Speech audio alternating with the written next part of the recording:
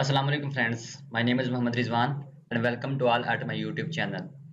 तो आज हम अपनी पांडास की प्लेलिस्ट को आगे कंटिन्यू करते हुए देखेंगे कि हमारे पास पांडास डाटा फ्रेम्स क्या होते हैं। इससे पहले वाली वीडियो में हमने देखा था कि हमारे पास सीरीज़ क्या होती हैं और हमने देखा था कि हम किस तरह अपनी सीरीज़ को क्रिएट करते हैं। बेसिकली हमारे पास पांडास में जो ऑब्जेक्ट्स होते हैं वो 2 टाइप्स हैं उनकी। एक हमारे पास सीरीज़ है और दूसरी हमारे पास डाटा फ्रेम है। सीरीज़ हम कंप्लीट कर चुके हैं।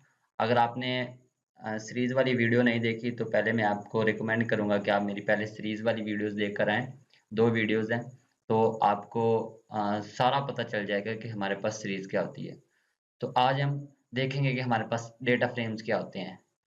तो सिंपल है, इतना कोई ये मुश्किल नहीं है। ये क्या है हमारे पास? Basically, a pandas data frame is a dimensional data structure like a two-dimensional array or a table with row and column. ये हमारे पास क्या है? वो कह रहा है कि ये हमारे पास टू डायमेंशनल डाटा स्ट्रक्चर है। टू डायमेंशनल क्या होता है? जिसमें हमारे पास रोज एंड कॉलम्स होते हैं, वो हमारे पास होता है टू डायमेंशनल। लेकिन इससे पहले हमने सीरीज देखा है, वो है हमारे पास वन डायमेंशनल। ठीक है, तो ये हमारे पास क्या है? ये है हमारे पास टू डायमेंशनल। इसमें मेरे पास रोज भी हैं और कॉलम्स भी हैं, जिस तरह हमारे पास कोई टेबल होता है। ये है हमारे पास डेटा फ्रेम। देखो कितना सिंपल है। तो इसके लिए हम फंक्शन यूज करते हैं। Data frame function is used to create a data frame in pandas. The syntax of creating data frame is, तो डेटा फ्रेम ये हमारे पास एक फंक्शन है जिसको हम यूज करेंगे डेटा फ्रेम क्रिएट करने के लिए। तो हमारे पास जो सिंटैक्स है, पहले हमने अपनी पांडास की लाइब्रेरी का नेम लिखना है, फिर हमने अपने डेटा फ्रेम के जो फंक्शन है उसको कॉल करना है, और उसमें पहले हमने डेटा पास करना है, फिर हम इंडेक्सेस पास करेंगे और इसी तरह हम अपने कॉलम्स पास करेंगे। तो इस तरह क्या कर सकते हैं कि हम अपना जो डेटा फ्रेम है वो क्रिएट करते हैं। तो आज हम कुछ इसके मेथड्स देखेंगे कि किस तरह हम अपने डेटा फ्रेम को क्रिएट करते हैं। तो हमारे पास बेसिकली कौन-कौन से मेथड हैं। पहला हम देखेंगे कि हम एम्प्टी किस तरह क्रिएट करते हैं, फिर हम देखेंगे कि यूजिंग लिस्ट हम डेटा फ्रेम किस तरह क्रिएट करते हैं।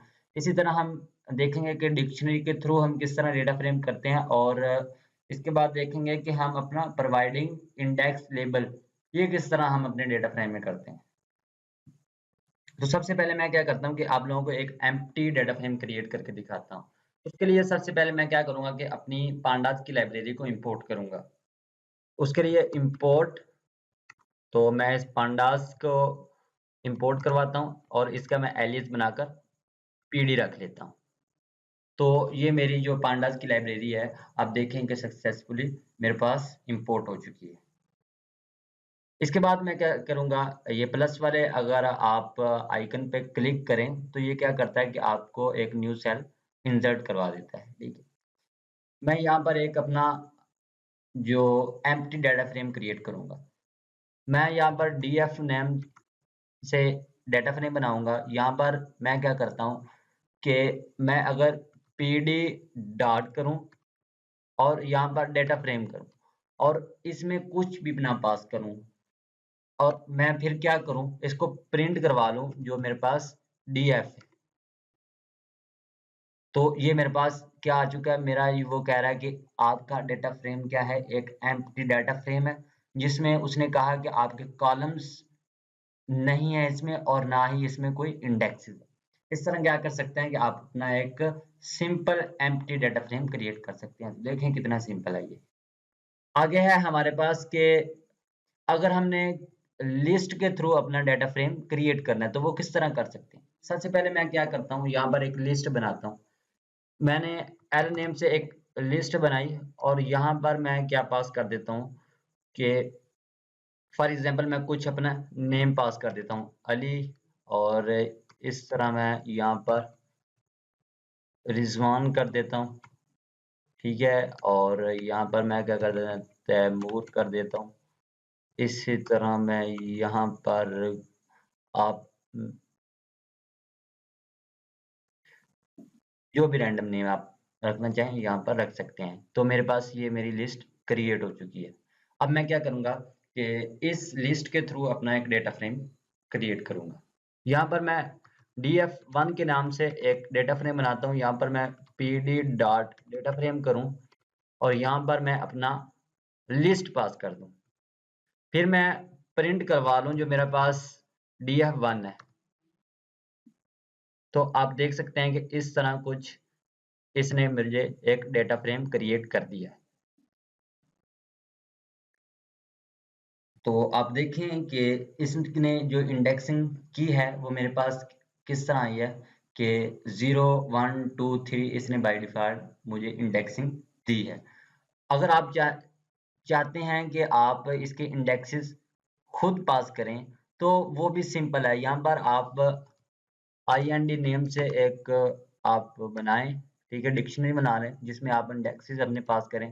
फॉर एग्जांपल मैं अपने इंडेक्सेस 11 इसी तरह 22 और 33 और 44 ये मेरे पास इंडेक्सेस। यहाँ पर मैं क्या कर सकता हूँ कि अपने इंडेक्सेस पास कर सकता हूँ। यहाँ पर अगर मैं यहाँ पर IND पास करूँ और अब इसे रन करूँ तो ये क्या कह रहा है कि IND ये कह रहा है नेम IND, सॉरी मैंने ऊपर एग्जीक्यूट से नहीं किया। अब करूँ तो आप देख सकते हैं कि इस तरह मेरे पास इसके इंडेक्स जो आ चुके हैं, ठीक है। तो आप इस तरह क्या कर सकते हैं कि इसके इंडेक्सेस को भी आप खुद मैनेज कर सकते हैं।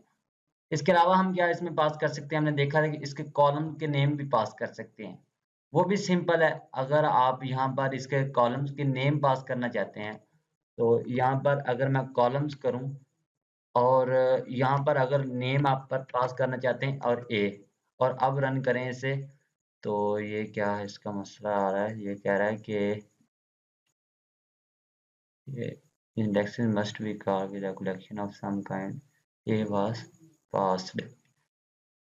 ये मुझे एरर दे रहा है, ठीक है। तो मैं क्या करूँगा कि इसको शायद इस तरह पास करना पड़ेगा, ठीक है। तो आप देखें कि मेरे पास जो इसका कॉलम का नेम है वो ए आ चुका है, ठीक है। इस तरह आप क्या कर सकते हैं कि यहाँ पर मैं इसका एक प्रॉपर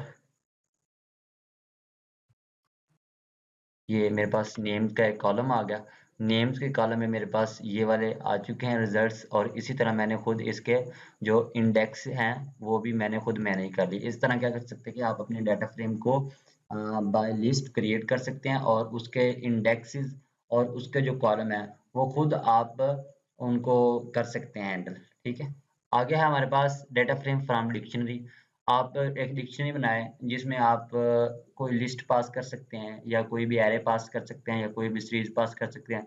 तो मैं आप DIC नाम से एक डिक्शनरी बनाता हूँ। यहाँ पर मैं सबसे पहले बनाता हूँ नेम्स और यहाँ पर मैं पास कर देता हूँ, ये मैंने जो पहले नेम बनाए हैं यही पास कर देता हूँ। ये मेरे पास जो नेम्स हैं, कंट्रोल C किया मैंने और यहाँ पर मैं पेस्ट कर देता हूँ, कंट्रोल V कर देता हूँ। उसके बाद मैं यहाँ पर क्या करूँगा कि उसका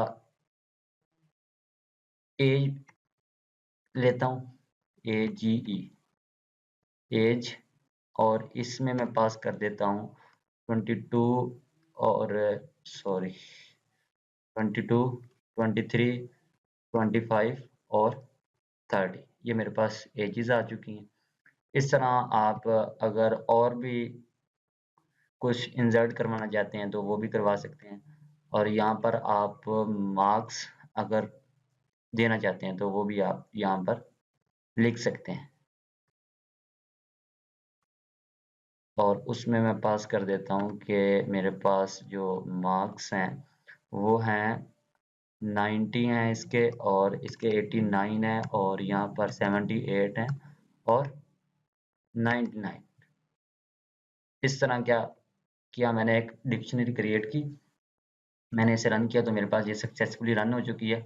अगर मैं इसे दिखाऊं आप लोगों को प्रिंट करके मेरे पास ये किस तरह नज़र आ रही है मेरी जो डिक्शनरी है, ठीक है। तो आप देखें कि मेरी डिक्शनरी कुछ इस तरह नज़र आ रही है, ठीक है। तो इस डिक्शनरी को थोड़ा सा हैंडल करना या इसको अंडरस्टैंड करना, ये तो छोटी डिक्शनरी है, अगर बहुत बड़ी हो तो आप लोगों के लिए एक मुश्किल हो सकता है। उसके लिए मुश्किल के हल के लिए हम क्या करते हैं, डाटा फ्रेम को यूज़ करते हैं। अब इसी को मैं डाटा फ्रेम में इम्प्लीमेंट करूंगा। तो मैं क्या करता हूँ, df2 नाम से मैंने एक ये वेरिएबल बनाया जो मेरे पास, जिसमें मैं अपना डाटा फ्रेम स्टोर करूंगा। यहाँ पर मैं अगर pd और डाटा फ्रेम करता हूँ और यहाँ पर मैं पास कर देता हूँ ये मेरे पास जो डिक्शनरी है, और फिर मैं क्या करता हूँ कि प्रिंट करवा देता हूँ जो मेरे पास df2 है। तो आप देखें कि ये मेरे पास नेम, एज और मार्क्स, ये क्या है, इसकी की वैल्यूज मेरे पास आ चुकी हैं। ये मेरे पास क्या है, की वैल्यूज हैं। ये क्या किस तरह आ चुकी है, जो मेरे पास जो कॉलम्स के नेम है उसमें मेरे पास ये आ चुकी हैं। और इस तरह जो हमारे नेम, एज और मार्क्स, इसने इसका क्या किया, एक डेटा फ्रेम क्रिएट कर दिया। कितने ब्यूटीफुल मैनर में इसने क्या किया, एक डेटा फ्रेम मुझे क्रिएट कर दिया। अगर आप चाहते हैं कि यहाँ पर आप अपने इंडेक्सेस खुद पास करें तो उसके लिए भी आप काम कर सकते हैं। यहाँ पर मैं अगर पास कर दूं, ये पहला मेरे पास ए आ जाए और उसके बाद मैं कहूँ कि दूसरा जो मेरे पास है वो बी आ जाए और तीसरा मेरे पास सी और जो लास्ट में है वो मेरे पास आ जाए डी।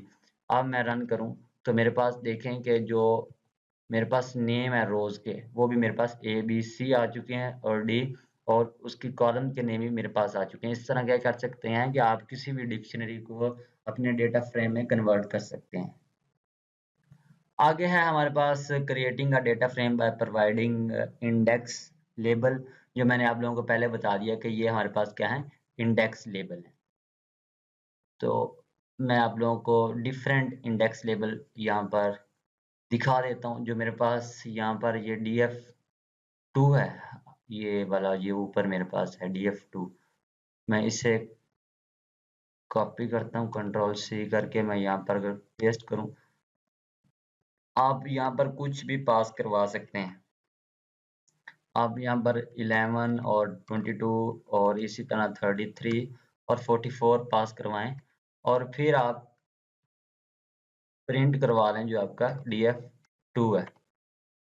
तो आप देखें कि इस तरह आप क्या कर सकते हैं कि अपने जो इंडेक्सेस है उनको लेबल कर सकते हैं।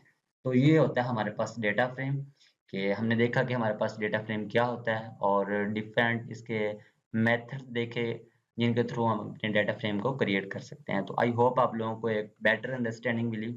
अगर आप लोगों को इस वीडियो की समझ नहीं आई तो आप एक बार दोबारा देखें, क्योंकि ये जो हमारे पास डेटा फ्रेम है ये डेटा एनालिटिक्स की बैकबोन है। ठीक है, तो आप इसे इग्नोर बिल्कुल भी नहीं कर सकते।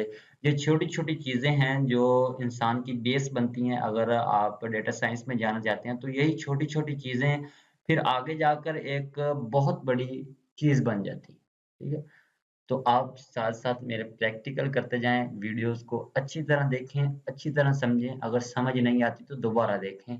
और अगर आप डेटा साइंटिस्ट बनना चाहते हैं, डेटा साइंस सीखना चाहते हैं, आर्टिफिशियल इंटेलिजेंस में अगर आप आना चाहते हैं तो आप मेरे चैनल पर जाएँ और मेरी इस प्लेलिस्ट को आप बुकमार्क करके सेव करें और मेरी हर नई अपलोडेड वीडियो को आप अच्छे तरीके से देखें और उसको फिर प्रैक्टिकली करें। तो आज की वीडियो में इतना ही guys. Thank you so much for watching my video. Allah हाफ़िज़।